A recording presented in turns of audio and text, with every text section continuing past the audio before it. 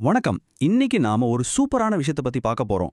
இந்தியாவில் இருக்கிற ரொம்ப ரொம்ப முக்கியமான உலக அளவுல அங்கீகரிக்கப்பட்ட ஈர நிலங்களை பத்தி தான் நம்ம தெரிஞ்சுக்க போறோம். சரி, ஒரு கேள்வி. யோசிச்சு பாருங்க.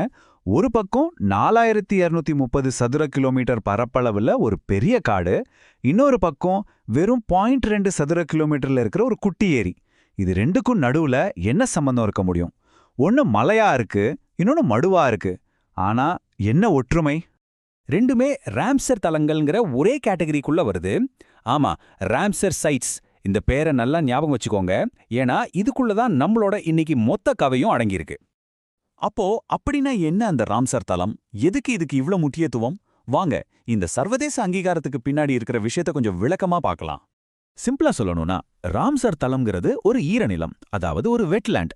ஆனா சாதாரண ஈரநிலம் இல்ல. 1971ல நடந்த ராம்சர் மாநாட்டுல இது உலகத்துக்கே முக்கியமான இடம்னு அங்கீகரிக்கப்பட்ட ஒரு ஸ்பெஷல் இடம். இதோட முக்கியமான வேலையே அங்க இருக்கிற உயிரினங்களை பாதுகாத்து நம்ம சுற்றுச்சூழலை பேலன்ஸ் பண்றது தான். சரி, அதுக்கென்ன இப்போ ஒரு ஈரநிலம் தானே, அதுக்கு ஏன் இவ்வளோ பில்டப்னு நீங்க கேட்கலாம். ஆனா இந்த ஈரநிலங்கள் ஏன் நமக்கு ரொம்ப ரொம்ப முக்கியம், அது நமக்கும் சரி இயற்கைக்கும் சரி என்னென்ன நன்மைகளை செய்யுதுன்னு இப்ப தெரிஞ்சுக்கலாம் வாங்க. இந்த ஈரநிலங்களை நம்மளோட உயிர்நாடுன்னே சொல்லலாம்.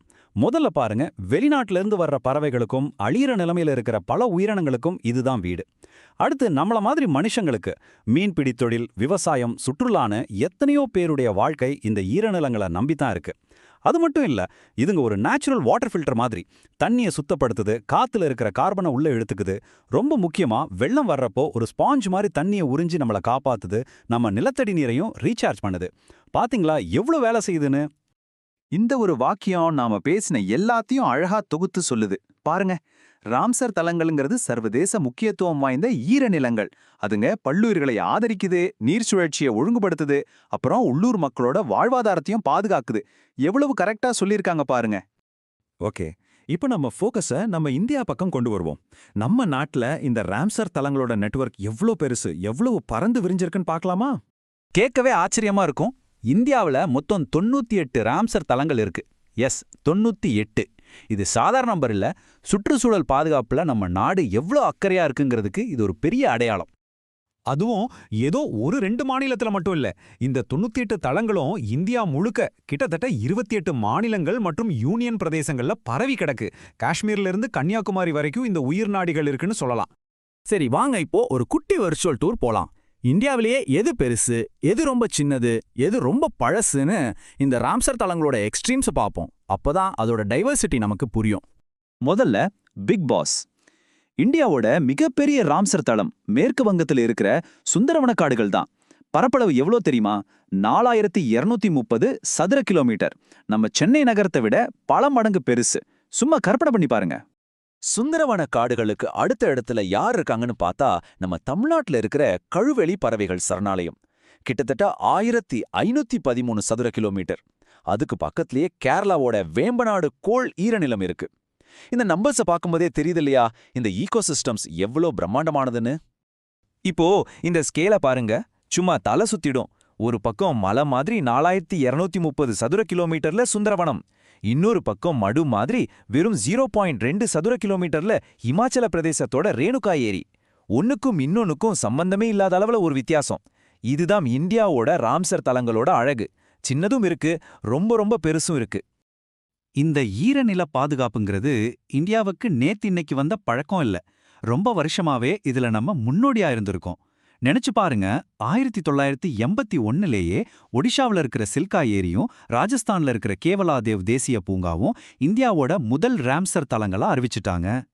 சரி, இவ்வளவு தலங்கள் இருக்கு, வரலாறு இருக்கு, எல்லாம் ஓகே. ஆனா இதுல சவால்களே இல்லையா? நிச்சயமா இருக்கு. இப்போ இந்த தலங்களை பாதுகாக்கிறதுல இருக்கிற சவால்களையும் அதுக்காக நம்ம எடுக்கிற முயற்சிகளையும் பத்தி பார்க்கலாம். இது ஒரு பேலன்ஸ்டு வியூவா இருக்கும். சமீப காலமா இந்தியா இந்த விஷயத்துல ஒரு பெரிய பாய்ச்சலையே நிகழ்த்தி இருக்குன்னு சொல்லணும். இந்த ஸ்லைடை பாருங்களேன். 2025-26 இந்த 2 வருஷத்துல மட்டும் தமிழ்நாடு, ராஜஸ்தான், பீகார்னு பல மாநிலங்கள்ல இருந்து மொத்தம் 13 புது ஈரநிலங்களை ராம்சர் பட்டியல்ல சேர்த்திருக்காங்க. இது நம்மளோட கமிட்மெண்ட்டை ரொம்ப தெளிவா காட்டுது. ஆனா எல்லா இடமும் சந்தோஷமா இல்ல. இந்த மான்ட்ரிக்ஸ் ரெக்கார்ட் அப்படிங்கிறது என்னன்னா, அது ஒரு மாதிரி ரெட் அலர்ட் லிஸ்ட். ராம்சர் தளங்கள்ல ஏதாவது பிரச்சனை, அதோட சூழல் மாறிக்கிட்டே இருக்கு, இல்ல மாறப் போகுதுன்னா அந்த தளத்தை இந்த லிஸ்ட்ல சேர்ப்பாங்க. சுருக்கமா சொன்னா, இங்க உடனடியாக கவனம் தேவைன்னு சொல்ற ஒரு எச்சரிக்கை மணிதான் இது. துரதிர்ஷ்டவசமா இந்த எச்சரிக்கை பட்டியல்ல நம்ம இந்தியால இருந்து 2 இடங்கள் இருக்கு. இது உண்மையிலேயே கவலைப்பட வேண்டிய விஷயம். முதல்ல ராஜஸ்தான்ல இருக்கிற கேவலாதேவ் தேசிய பூங்கா 1990லேயே இந்த லிஸ்ட்ல சேர்த்துட்டாங்க. காரணம் தண்ணி பஞ்சம். ஒரு ஈர நிலத்துக்கு தண்ணி தான் உயிர். அதுவே இல்லைன்னா என்ன ஆகும்? அடுத்து மணிப்பூர்ல இருக்கிற லோக்டாக் ஏரி மாசுபாடு, ஆக்கிரமிப்புன்னு மனுஷங்களாலேயே அதோட சூழல் ரொம்ப மோசமா பாதிக்கப்பட்டிருக்கு. இந்த 2 இடங்களும் இந்த லிஸ்ட்ல இருக்கிறது நமக்கு ஒரு அபாய சங்கு மாதிரி. நாம இன்னும் வேகமா செயல்படணும்னு இது நமக்கு ஞாபகப்படுத்திக்கிட்டே இருக்கு. அப்போ மொத்தத்துல பார்த்தா நமக்கு ஒரு விஷயம் நல்லா புரியுது. ஒரு பக்கம் புதுசா 13 தலங்களை சேர்த்து நாம கொண்டாடுறோம். அது ஒரு பெரிய வெற்றி தான், சந்தேகமே இல்ல. ஆனா அதே சமயம் இன்னொரு பக்கம் கேவலாதேவ், லோக்டாக் மாதிரியான நம்மளோட முக்கியமான தலங்கள் அதோட அடையாளத்தை தக்க வைக்க போராடிக்கிட்டு இருக்கு. இதுதான் அந்த நாசுக்கான சமநிலை. புதுசா உருவாக்குறத விட இருக்கிறத காப்பாத்துறது தான் இப்போ பெரிய சவாலா இருக்கு. இன்னைக்கு 98 தலங்கள் இருக்கு. நாளைக்கு இது 100ஐ தாண்டும். எண்ணிக்கை வளர்ந்துக்கிட்டே போகுது. ஆனா கேள்வி என்னன்னா, இந்த உயிர்நாடிகளை, இந்த ஈர நிலங்களை அடுத்த தலைமுறைக்கு நாம எப்படி பத்திரமா கொண்டு சேர்க்க போறோம்? இது வெறும் அரசாங்கம் மட்டும் யோசிக்க வேண்டிய கேள்வி இல்ல. நாம ஒவ்வொருத்தரும் யோசிக்க வேண்டிய ஒரு முக்கியமான கேள்வி.